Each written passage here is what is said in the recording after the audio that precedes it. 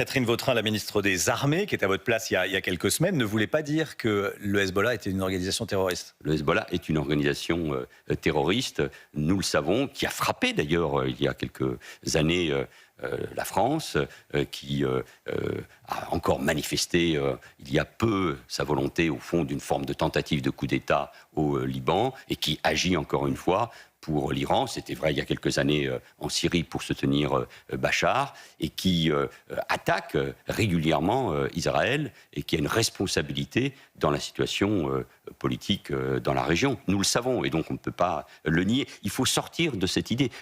C'est le Hezbollah qui, ces dernières années, a provoqué cette situation, ces tensions, et qui prend en otage le Liban.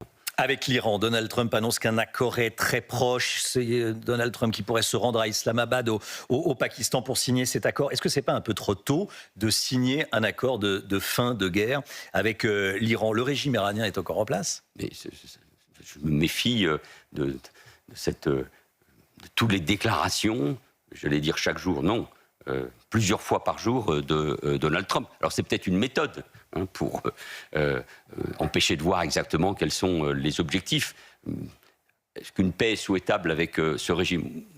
Moi, je garde toujours l'idée, et je l'espère, que ce régime s'effondrera. Je sais que c'est extrêmement difficile, parce que je pense, et on les a un peu oubliés, aux millions d'Iraniens qui aspirent à la liberté, à la démocratie, et qui ont été réprimés d'une manière féroce, effrayante. Mais aujourd'hui, c'est un pari.